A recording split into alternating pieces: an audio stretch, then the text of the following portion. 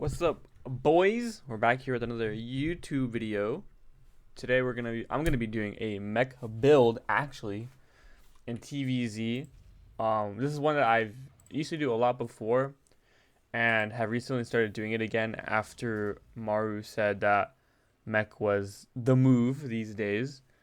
And that he felt it was good to play on some of these bigger maps. This is on 2K atmospheres. I would also agree with what he said about probably being better on bigger maps, like a Hardwire. Maybe not glittering. I feel like glittering is a little bit tough, but like Hardwire would be good. I guess 2K is also okay. But this Hellion build is going to be a two-factory blue flame Hellion build, which is not super common at all. Usually we see BC openers, and it is a little bit like, I'm not gonna lie, like it's a little bit greedy. Like definitely some abilities to like, or capabilities of dying to roaches, but I'll kind of explain how you can maneuver around that if you do want to use this build order. But as you can see here, very normal opener, right? 16 rack, 16 gas, going to Reaper. You take the CC about 140, and then we use the Rax SCV to scout across the map. And then I'll just go ahead and see if he's taking natural, which of course he is, and on time, right? So pull first stuff. And so this build is is almost exact. It's very identical to like any 3cc opener, like Banshees or anything like that. The difference here actually though is that you're going to be using a second factory, and you're not going to take a second gas, because I actually used to do this build when Blue Flame was more expensive, when it was 150 instead of just 100, but now it's actually just 100. So I feel like now if it's actually even better to do, and it costs less gas. So that's kind of like the reasoning why. Another reason why I decided to try it out again. And I've been having some success with it. As for who I'm playing, I have no idea. He's a 6'2 Zerg on EU. So I feel like there's not that many options, but I guess there is. I am kiting here with the Reaper. I do leave this SCV to block. Of course, he takes the other base, so it's okay. And then here, as you can see, I don't have second gas. I will start my third right there. Bam. Right on time. And then pretty much here, what I'll do, and this is the only real tough thing about this build. Luckily, my opponent actually did not send an overlord across the map. As for why, like, I have no idea. I think that's actually stupid. I think this OV ends up coming up here. But so basically what I do is I swap these two, and then what I usually do is build a factory back here. Now there are some players that will literally send the overlord all the way this way, all the way around it into the back of your main. So even somewhere like here could be good. And you know, you're probably thinking like, okay, he sends the overlord, but I only have one marine. So can one marine be enough to deny the overlord? And so we actually build a second marine with the barracks. So you'll see here, first my second factory, then my second marine, and then I'll start the Hellion production. And this Reaper is a bit active. So here are some Hellions. And then what I'll do after this is I'll be lifting this racks here and building a tech lab so that I can swap and then start my Blue Flame a bit quicker. That part is not really necessary. If you find that it gives it away too much, you can just do the racks here. But this is what I do to make it a little bit faster. You see I pull back with the Reaper. Now this is where you want to be really careful. So here I'm actually going to send these two across right away. And then I'm going to, of course, keep these at home. Usually I wait for 4, and then I'll leave 2 at home and then send these 2. But the reason why I'm sending these 2 is because I'm playing a really greedy build. And on top of denying division with the Marines, I also want to see if I'm going to get Roach Oland. And so, you know, how would I do that? Well, for starters, right, the most obvious thing would be just literally seeing the roaches that go across the map. There'll be a couple of other cues. For example, you can see this hatchery is building a queen. Oftentimes, when you're getting Roach Oland, this hatchery is not building a queen. And the way you can tell is actually wiggling right there, shaking about. So, you know, here I'm feeling already pretty comfortable. And if it was to be like some sort of Roach Oland, and I see it here, on 2K atmospheres, from natural to natural, I believe it is about nearly, is it 35 seconds or 40 seconds? Something like that.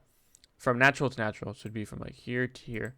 So that's enough time to actually get a bunker up. So even if you see it here, and if you immediately start, you know, 3 bunkers, I know that we don't have that many Marines, I only have 2, but as for a buffer, and then maybe cancel this Hellion to start a tank or a Cyclone, that could be really good.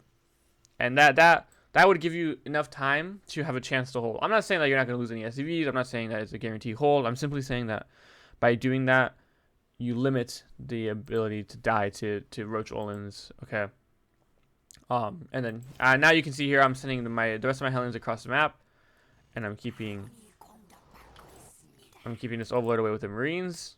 And then I'll also keep this here. So if you're an F2 person, this might be a little bit tough. I try to limit F2 here, because I use it for sure. I use it, but in this scenario, I wouldn't want to use it because I don't want him to see, at least for, I don't know how easy it'd be for someone to pick up on this, but seeing more Hellions than they're supposed to be, I feel like could give it away pretty fast here, and I want to avoid that. Now, what the heck? Hello, yawning on YouTube video. Okay, so basically here, I take all my gases at the same time, and I take it around 4:45. And once I take all my gases at the same time, I also add an additional factory, and I go 3 factory before starport. And now so this is I like to play it this way because I like to add the 2 tech labs and just start pumping out tanks and cyclones after my Hellions die in case of roaches, or even like mutas, for example. Sometimes people do mutas. And if I have two factories plus 2 more factories, and I can build, like 4 cyclones at a time, which might help keep the muta count down for a bit, or maybe I build Thors instead. But I like it in favor of the starport, so that's why I'm doing that. I will add a starport at some point, but I usually go with my 5 factories first. And then so I think I made a mistake here without populating this gas quickly enough. There you go. And now my blue flame is nearly complete. I usually wait like about 10 to 15 seconds before blue flame is done to send them across. My Hellions across, that is. If you do realize that, this is a little side note, if you do realize that there's an Overlord here, you can actually lift the racks if you want to, and then kill it off or shoo it away. There would be no guarantee that you're playing blue flame Hellion by you lifting the racks. So if anything, they'd probably assume you're playing BC. Now, as for this, I just go direct, right in there. I'm not really trying to like angle it out. I'm not really looking for a surprise. The surprises with the blue flame is already enough, and chances are they don't have enough lings. What I would be cautious of here are banelings. If there is banelings, it might not be ideal to push in. If you're confident with your micro or feel like you can target some of the banes with the blue flame Hellions, that would be good actually. But you can see how quickly everything just dies here. Here you'll see us start targeting some of the banelings. I just don't want these to come up. I abandoned it though because I realized they're taking too long to die. So it might be, if there's only a couple of banelings, I might be better off just focusing on the drones no matter what. So that's like something that I could do better myself here. But yeah, I keep taking down some of these lings. Lots of drones going down here. 12. Killing some of the banes. Instead of replacing the drones, my opponent needs to build more lings, right? Or it could have been all drones, so that's already very nice. And nearly a good amount of my Hellions live. I was gonna say all, but that's not true. And then here's my transition, right? Like I said earlier, add 2 more factories. I take these gases right away. Of course, I must have landed this while I was using the Hellions, but you don't have to do that. You could wait now and then land this, add 2 gases, add the rest of your factories. Gas does get pretty tight with this build. I'm not gonna lie to you guys. You'll see here that I actually only build 1 armory. For like I said, like it's just a lot of gas. My opponent does go for a spire. And this is like I was kind of anticipating it. So I was looking out for this actually. First I built the tanks though. And then I'll go into Cyclone. So the way Maru does it is you want to build about 3 tanks, roughly 2 to 3 tanks, to be able to defend any roaches. And then you want to use the after that you want to build Cyclones if you need to build Cyclones. Or by that point you might recognize that maybe you just need to keep building tanks, so then you keep building tanks. But yeah, we're just pounding out here. And here I'm getting a lot of scouting, right? I see the Spire, I see the Roach Warren. So I know exactly what's going on as I'm killing more drones here. Just multitasking here. Very nice. Now there's another thing. There is another thing I do want to put a disclaimer on, and this is something that is pretty popular in mech games. And it's something that like, for example, Akira was trying to play mech for a little bit. I can't remember who he played against. It must have been Rainer, and he was killing drones. Like, he was killing so many drones, but he still didn't win the game. And that does actually happen a bit. So I know that we're killing a lot of drones right now, and it definitely feels good. And maybe this is more so of an issue for me than for other people. But mech is not, it's not as easy to kill people right away with mech. because it takes so much time for you to build up your stuff, right? Like I don't even have an armory done, so this is like, and his evos are about to finish. So my ability to attack right away with like actual proper like strength is not that great. So that is something you need to be cautious of, or yeah. And that's why the game will take a little bit longer to progress. But like I said, you still want to be trading well. You still want to be playing the game as if it was normal, if you can. If you recognize that there are no units and you can push out, like, go for it. I hit upgrade timing here. I hit at 1-1, and I try to be nearly maxed out by then. Wow, nice. But otherwise here, I'm just clearing creep. I'm doing my thing. Okay, don't record YouTube videos when you wake up. I'm gonna remember that. Okay, now we're sending these here and kind of doing the same thing. So I added a Widow Mines. I thought he was gonna play Ling Bane Muta. And then when he started adding, when I saw the roaches now, I was like, oh shit, like he's playing roaches. I love playing this style of battle mech with the Cyclone and Widow Mines. The Widow Mines are just great. Like, even not against Ling Bane, they just get random shots off on the roaches. You have them all spread around the map. Like, they're actually super sick to have, and it makes it harder for them to push into you. Now you can see here, he's got to build some Ravagers. I could have microed that better for sure. Throw some Hellions down there. And I play super aggressive with this. You do not need to play. You do not need to play like this at all.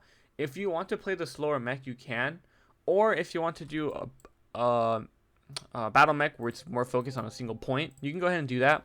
I just like just going ham. Liberators, Hellions run by his other locations.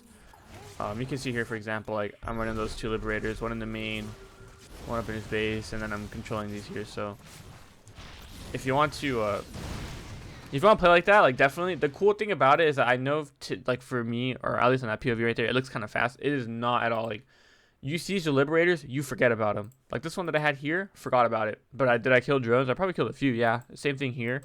It's really about spreading their APM thin. You know, you siege the Liberator, you forget about it. Maybe unfortunate you siege on a Spore, but oftentimes, like, they have to reposition the Spore, pull some drones, move the Queens, as like something like this is happening. So that's where I find the strength in the multi-prong. And I just keep doing this shit. Just like non-stop. I'm pumping on my upgrades here. Trying to max out. Take a 4th. Now against this Roach Ravager playstyle, you really want to play a bit heavier on the tanks. That was something that I was missing here, and I really needed to account for.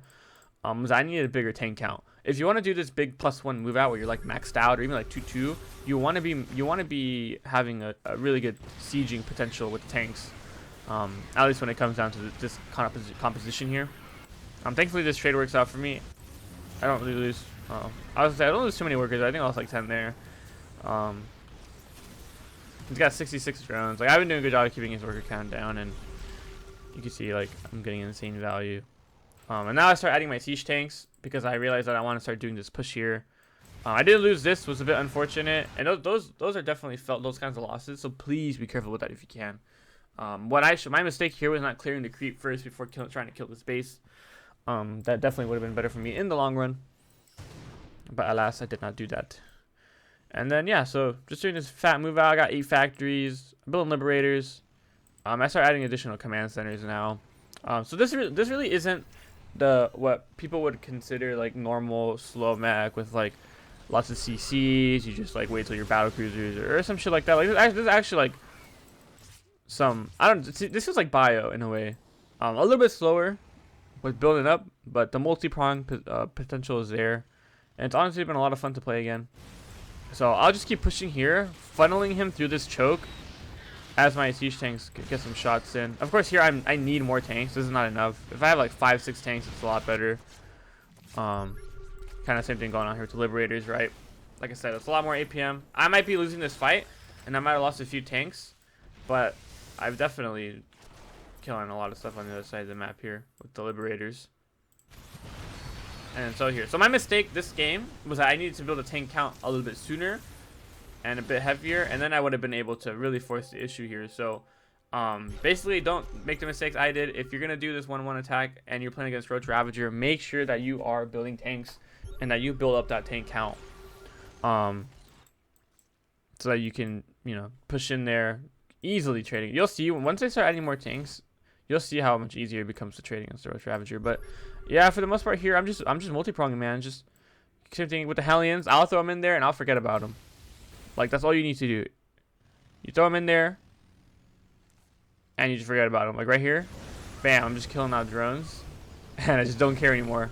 Morph them into Hellbats, kill the hatchery, it's whatever. So, and just keep trading. You can see how nice it is with the Widow Mines there, even if they have an Overseer. Take a 5th, and then yeah, so 2-2, getting my 3-3 upgrade. It's just a repeat of everything again. Once I build up my tank count here, then I'm like pushing forward. Now, yeah, like he's got a low drone count, so his army will be a little bit bigger. Here he dies for the planetary, but my upgrades are actually better than his, so it's actually pretty sick. More sustainability on my army, and like I said, just the same thing with the Liberators. If you can remember to do that, it's awesome. Shift Q it, forget about it, and you're golden. So, and at this point here, he's lost too much. He's lost too much. So, I'm gonna be diving in here and just like pretty much ending the game. I got my Hellbats for a bit more buffer. Widow Mine's in the front, of course, right? And notice that my army positioning for the most part is off creep, apart from the Hellions and the Cyclones.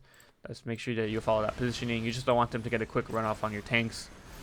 And then yeah, at this point it's too many tanks. It's just, with no armor upgrades, like this is very tough to deal with. And there you go. So me adding on a few more CCs and doing typical mech Terran stuff. If I was gonna play against Broodlords or Lurkers, I might add some Liberators. And then Thors for the Broodlords. But yeah, I'll put a thing in the I'll put the replay, and then I'll also put the build order in the description. Because I know I didn't go over the exact timing and supply for the build orders, so I'll put it in the description so you guys can have that if that's what you need to help you do this build. And yeah, hopefully you guys get a nice little meme out of this. Mario's playing mech. People are talking about mech is in the air right now, so maybe we'll get some fun. Maybe siege tanks are indeed the move. Who knows? But yeah, I'll see you guys in the next video.